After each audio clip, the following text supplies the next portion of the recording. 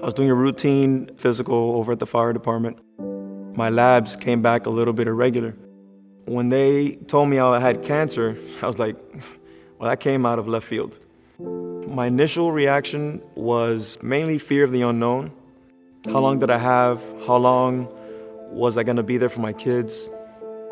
I am a father, a husband, a son, a firefighter, and a cancer survivor. Multiple myeloma is the second most common blood cancer that happens in about 35,000 people in the US. We still do not have an established curative treatment for myeloma, but we have made a lot of progress over the past few years. I would say the progress has really existed in two major areas. One are targeted drugs, gentle chemotherapy or targeted drugs, and the other is in the field of immunotherapy. The combination of medication that he put me on is what saved my life.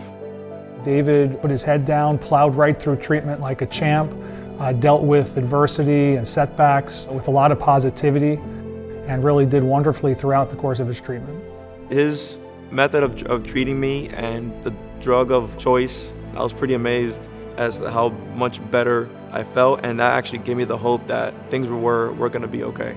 Funding cancer research has gotten more difficult over recent years. Getting federal grant funding has become more challenging, so more and more clinical research programs like mine and others at Sylvester rely on philanthropy. And the Dolphins Challenge Cancer being the single biggest fundraiser for our institution. And they're off! Take them away! All of the money goes directly to cancer research and therefore directly to improvements in patient care. I was introduced to the DCC by our department PIO. When I found out how big of an event this actually was, I made the decision, like, you know what, I think this might be the perfect time to let people know about my diagnosis. I really had no idea that so many firefighters were being affected by cancer at this higher rate. It's been known for some time that first responders, like firefighters, have increased cancer risk, and there's been really incredible research done here at Sylvester looking into the underpinnings of that. As a physician scientist, the observation that first responders seem to have a higher risk of developing multiple myeloma has really motivated me to better understand what's going on. Why is this happening? If we could figure that out, we could prevent this from happening. Research is our lifeline. Research is what keeps the ball rolling to trying new things. We can bring all the smartest people and we can continue to build the strongest teams, but without access to resources, we cannot really take it to the next level. I know for him and for other patients, getting to participate in this, getting to have a direct involvement in raising money for this institution for treating cancer patients, I know a lot of them really appreciate that, and I know David himself felt great about his involvement.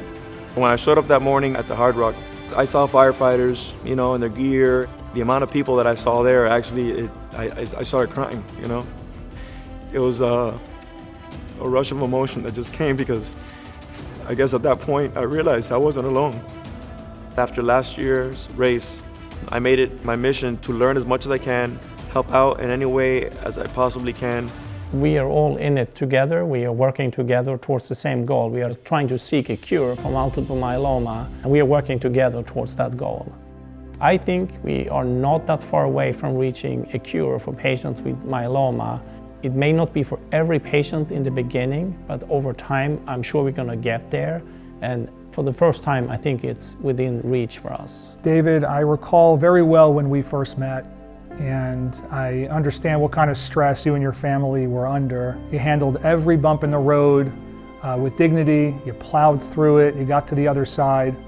And now you're living your life, hiking, being outdoors, being with your family. And you're an inspiration to me, the nurses, and everybody else involved in your care. So if there's one way I can describe Sylvester, that's hope. Hope is what keeps us going. The hope to live longer, the hope to see our kids grow up, to make it to your next wedding anniversary, or whatever keeps you going. I think hope is that one thing that all cancer survivors and people diagnosed with cancer all have in common is hope. And I'm very grateful for Sylvester Comprehensive Center to give us that light at the end of the tunnel.